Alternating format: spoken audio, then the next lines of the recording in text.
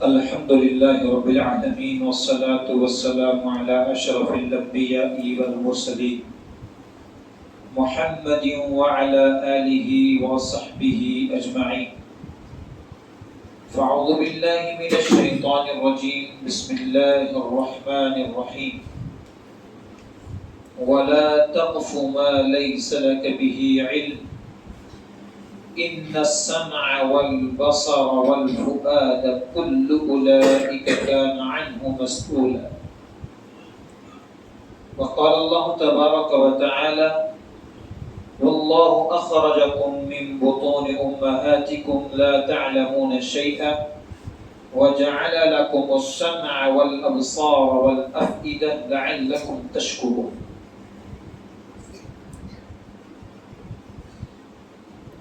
یہ دو آیات بینات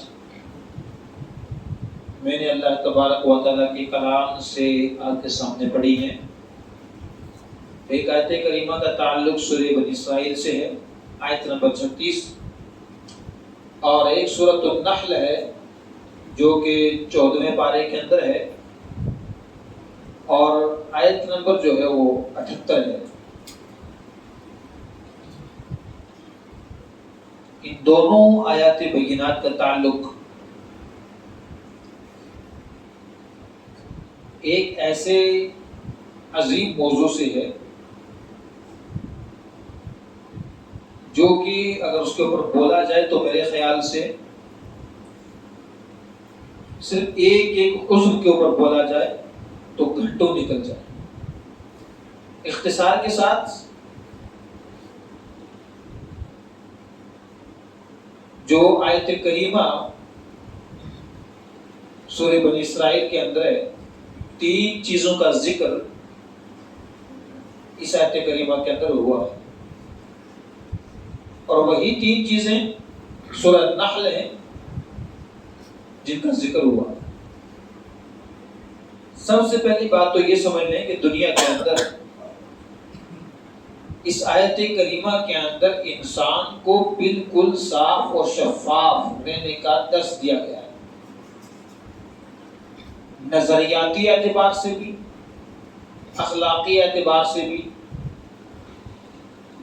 اور افکاری اعتبار سے بھی بالکل پاک اور صاف رہنے کا حکم دیا ہے. وہ کیسے؟ ہر انسان اپنے بارے میں بہت اچھے انداز میں جانتا ہے میں کتنا نیک ہوں یا کتنا بد ہوں، کتنا اچھا ہوں یا کتنا برا ہوں، میرے اعمال کیسے ہیں یا کیسے نہیں ہیں. ہر انسان اپنے بارے میں بہتر جانتا ہے.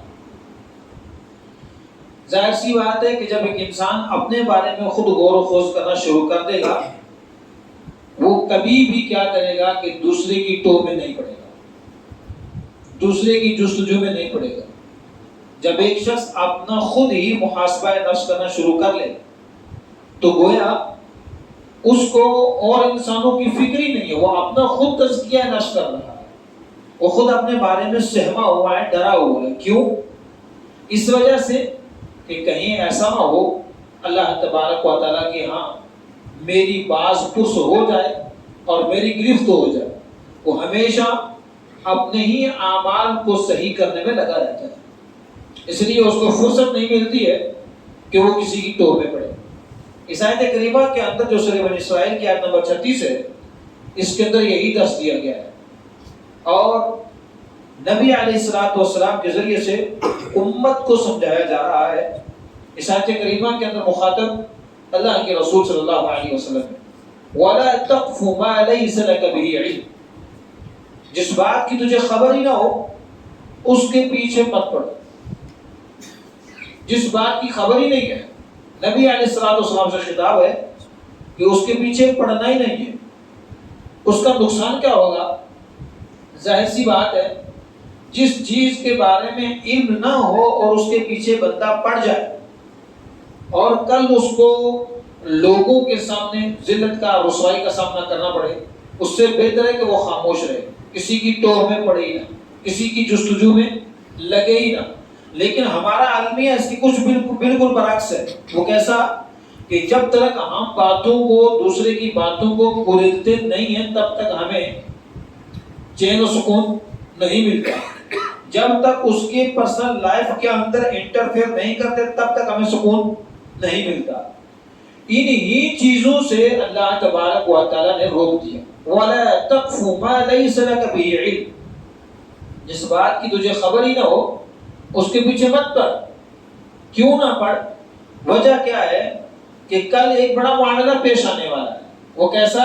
ان السمع والبصر والفؤاد کل اولئک کان عنہ مسئولا.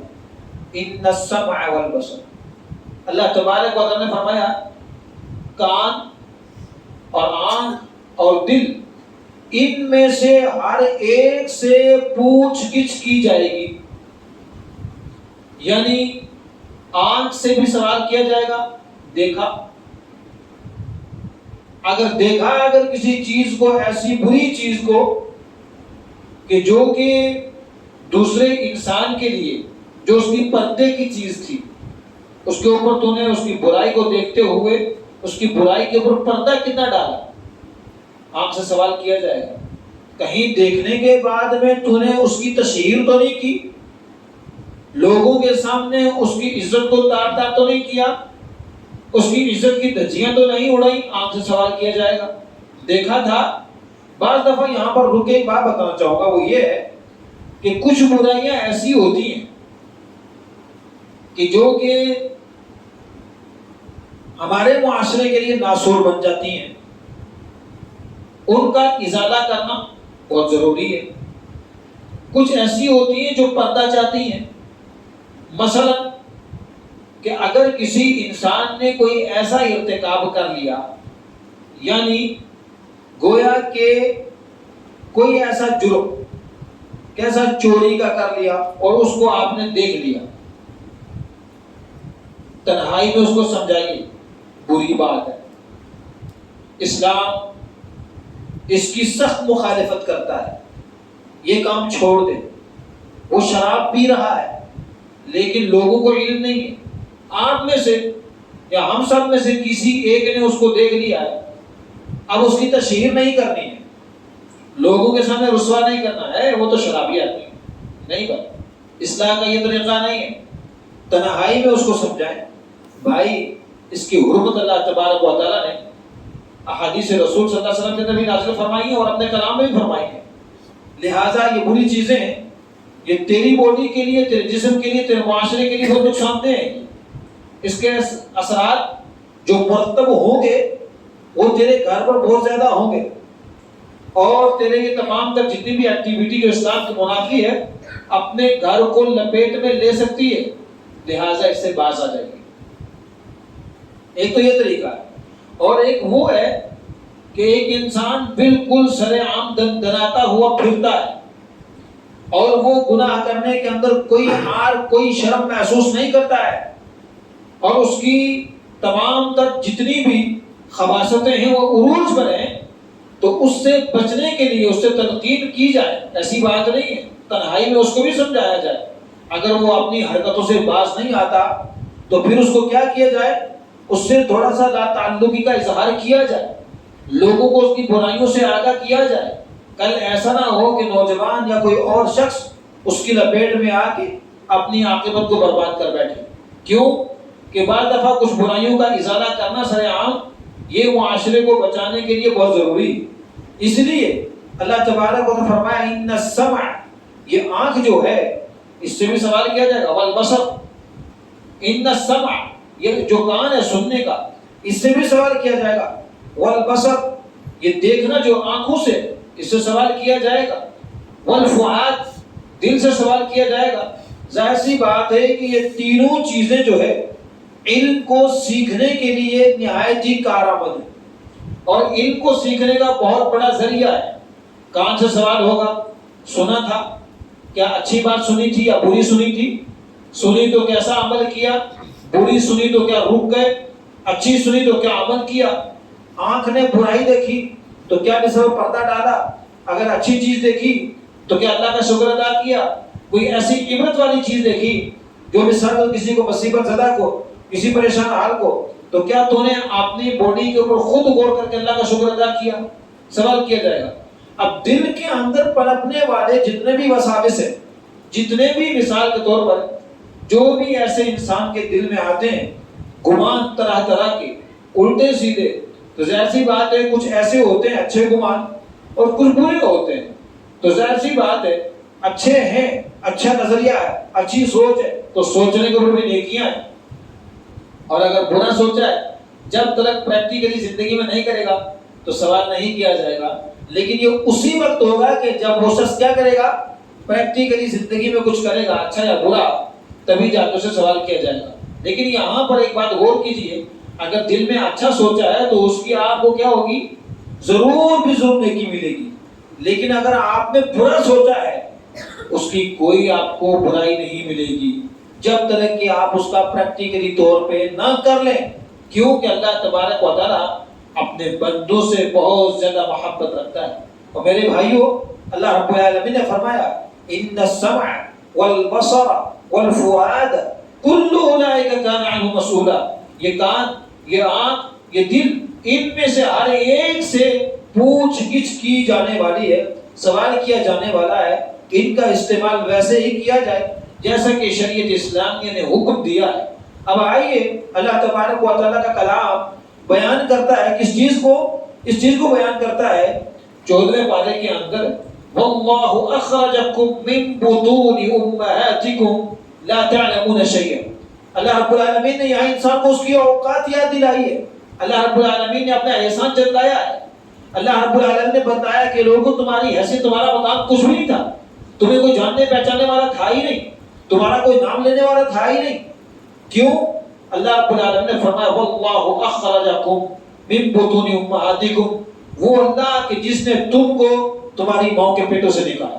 اللہ اکبر۔ پھر یہی نہیں، اللہ رب العالمین نے فرمایا ہے لا تعلمون شیئا، جب تم پیدا کیے گئے کچھ بھی نہیں تھا، جب تم عدم موجود تھے، یعنی تمہارا کوئی وجود نہیں تھا، اس وقت بھی کچھ نہیں جانتے تھے، جب پیدا ہو گئے اچھے اور برے کے بارے میں کچھ نہیں جانتے تھے، لیکن اللہ رب العالمین نے اتنی بڑی نعمتیں ہمیں دی ہیں، فرما دیا کہ وہ اللہ کہ جس نے تم کو ماؤں کے پیٹوں سے نکالا ہے، تمہاری ماؤں کے پیٹوں سے نکالا ہے۔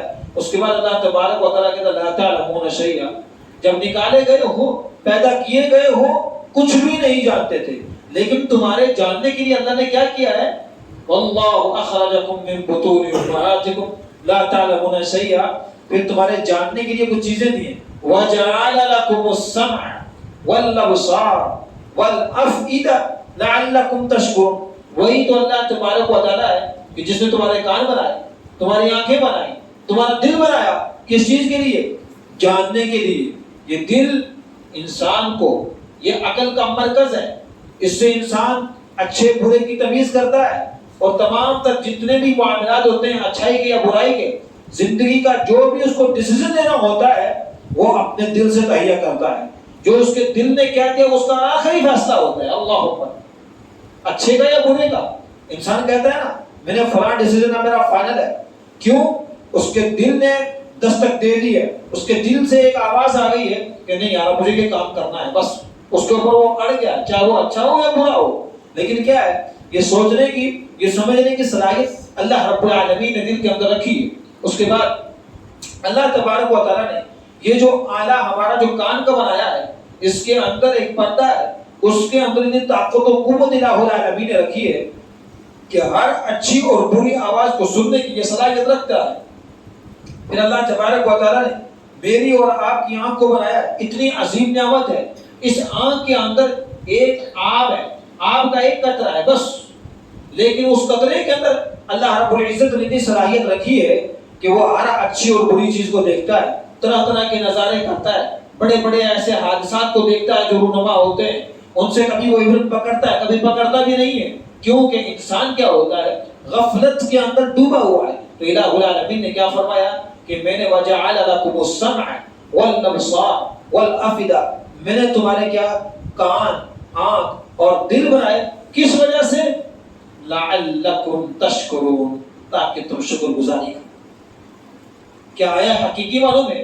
اللہ رب العزت کی یہ اتنی عظیم نعمت ہے. اگر کسی کو کان کی شنوائی نہیں ہے، ذرا دیکھیے اسے کتنی تکلیف ہوتی ہے لوگوں کی باتوں کو سمجھنے میں کہ بہرا ہے لیکن اب مشین کا سہارا بھی لے رہا ہے تو کوئی اتنی اچھی آواز سنائی نہیں دیتی ہے. دیکھ لیجیے اگر کوئی انسان اندھا ہے، آنکھوں سے بالکل اس کو کچھ دکھائی نہیں دیتا ہے، یاد رکھیے آنکھوں کی قدر و قیمت اس سے پوچھیے.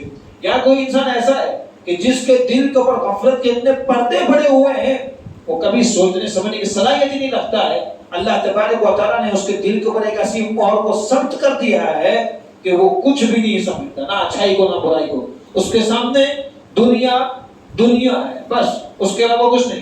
اس کو اپنے عیاشی سے مطلب ہوتا ہے، اس کو نہ دین سے کوئی لینا دینا، نہ مثال کے طور پر کچھ ایسے جو چیزیں نیکوکاری کے نام سے کوئی لینا دینا. لیکن کیا ہوتا ہے کہ اللہ رب العزت نے انسان کو یہ دل جو دے دیا ہے نا، یہ جو آنکھ دے دی ہے نا، جو یہ کان دے دیے ہیں، یہ ہمارے اوپر اللہ رب العالمین کا ایک بہت بڑا احسان عظیم ہے.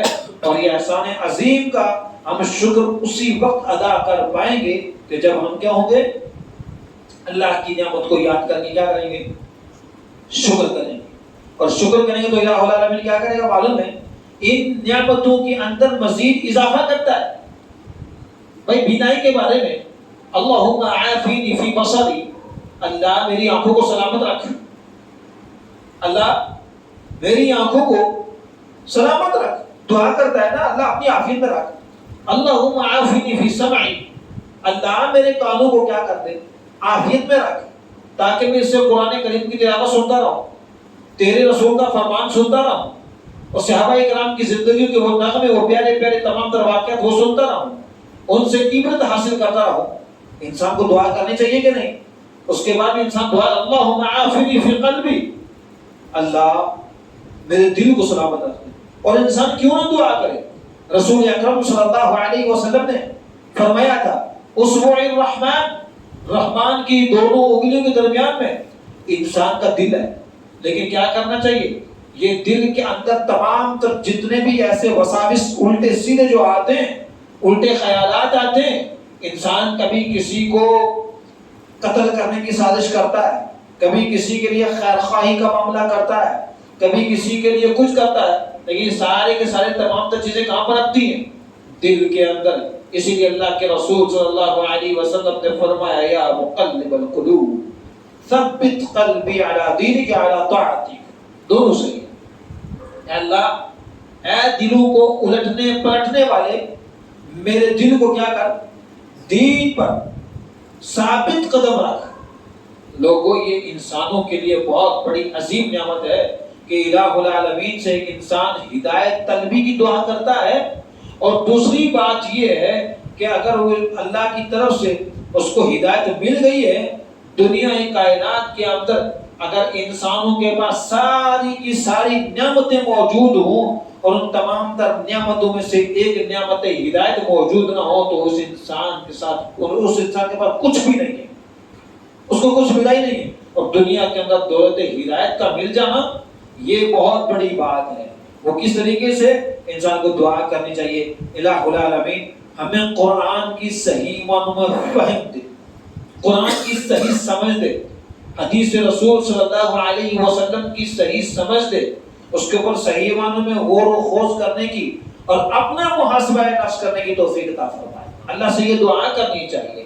اور ساتھ ہی ساتھ میں کیا ہونا چاہیے، یہ دعا کرنی چاہیے اللہ ہمیں عقیدہ توحید پہ سلامت رکھے، اور خاص طور سے عقیدہ توحید کے ساتھ ساتھ منہج سلف کی زندگی کو جانچنے کی، پرکھنے کی، اور اس کے بعد میں اپنی زندگی کے اندر ڈالنے کی توفیق عطا فرمائے. اور تمام تر جو آج فتنے جو ابھر رہے ہیں، جہاں انسان کبھی اپنے کانوں کو بڑا اچھا سننے محسوس کرتا ہے، فلاں بولتا ہے بڑا اچھا بولتا ہے، ہوتا ہے کہ نہیں ہوتا ہے نا؟ یہ کانوں سے کبھی الٹی سیدھی باتیں اگر اچھی بھی لگی نا بعض دفعہ، لیکن یہ ہوگا کبھی عقیدہ توحید کے خلاف ہوگی، کبھی منہج کے خلاف ہوگی، کبھی تو احادیث رسول کے اوپر تبرہ بازی ہوگی، کبھی قرآن کریم کے اوپر ان کی آیات کے اوپر تبرہ بازی ہوگی. بہت سارے فتنے عروج پر ہیں.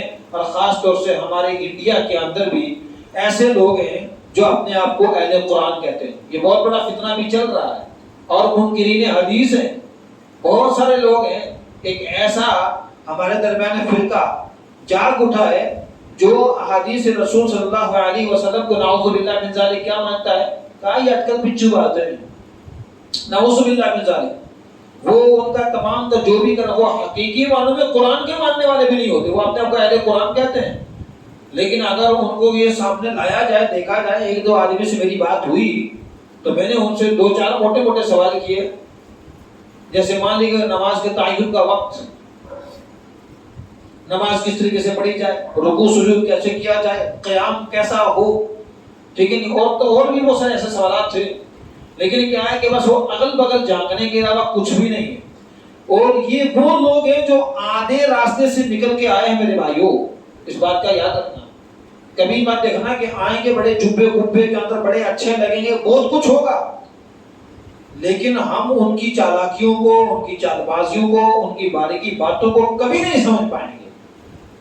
آپ کو موٹی مثالیں دے کے بات ختم کر دیتا ہوں۔ ابھی جو سر فہرست جو بندہ ابھی چل رہا ہے، علی مرزا انجینئر، چل رہا ہے کہ نہیں چل رہا ہے؟ سر فہرست چل رہا ہے۔ ہمارے بہت سارے نوجوان ہیں جو اس سے بڑے مرعوب ہیں، وہ اس کو کیا مانتے ہیں؟ اپنا بڑا آئیڈیل مانتے ہیں، لیکن یاد رکھیں کہ اس انسان پہ اس وقت تک آپ کبھی بھی بھروسہ مت کیجئے، کتنا ہی اچھا بولنے والا کیوں نہ ہو، آپ کے کانوں کو کتنا اچھا کیوں نہ لگے، آپ کے دل میں جلدی وہ کیوں نہ گھر کر جائے، جب تک آپ اس کے منہج سے صحیح معنوں میں واقف نہ ہو، اس کے عقیدے سے صحیح معنوں واقف نہ ہو، تب تک بھروسہ نہیں کرنا، بالکل بھی نہیں۔ کیوں؟ اس وجہ سے کہ گمراہی کے دروازے بہت سارے کھلے ہوئے ہیں، اور ایک اس وقت یعنی بڑی پرانی شخصیت ہے طاہر القادری، پاکستان کے ابھری ہوئی شخصیت ہے وہ بھی، لیکن کیا ہے؟ کچھ نہیں ہے۔ ان کی چالاکیوں کو وہی بندہ پکڑ پائے گا جو مدرسے لائن سے گزر کے آیا ہے، جو اساتذہ کرام کے سامنے زانوئے تلمس، جس نے شاگردی حاصل کی ہے، وہی بندہ اس کی چالاکیوں کو سمجھ پائے گا۔ ایسا تیر مار کے نکل جاتا ہے حدیث کے اندر، اور آپ سمجھیں کہ یار بخاری سامنے ہے، مسلم سامنے، بندہ وہیں سے بیان کر رہا ہے، لیکن ڈنڈی اتنی خطرناک مارے گا کہ کوئی نہیں سمجھ پاتا ہے۔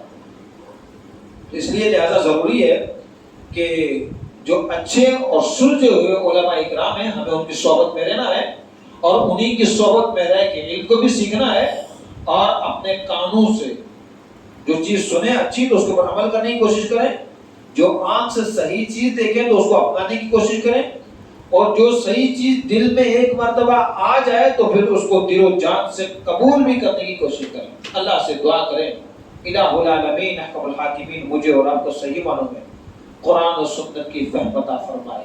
اللہ رب العالمین مجھے اور آپ کو عقل سلیم سے نواز دے، اور پروردگار عالم میری اور آپ کی تمام تر جتنی بھی جملہ پریشانیاں الہ العالمین کو دور فرما دے۔ الہ العالمین احکم الحاکمین ہمارے اوپر اچھے سے اچھے اور بہتر سے بہتر حالات لے کر آئے، اور ہماری تمام تر پریشانیوں کو دور کر دے۔ ہم میں سے جو بھی انسان مقروض ہیں، الہ العالمین ان کے قرضوں کی ادائیگی کے اپنے خزانہ علم سے مدد فرمائے، اور جو ہم میں سے کاروبار کے تعلق سے پریشان ہیں، اللہ ان کے کاروبار کے اندر ترقی عطا فرمائے، اور خاص طور سے رزق حلال عطا فرمائے۔ الہ العالمین اپنا فرما بردار بنائے، اور جب تک مجھے اور آپ کو اس دار فانی کے اندر اپنی مشیت اور اپنی مرضی کو مطابق رکھے، تو عقیدہ توحید پر صحیح سلامت و زندہ رکھے، اور جب اٹھائے میرا اور آپ کا خاتمہ کرے، الہ العالمین عقیدہ توحید پر کرے۔ ربنا تقبل منا انک انت السمیع العلیم۔ السلام علیکم ورحمۃ اللہ وبرکاتہ۔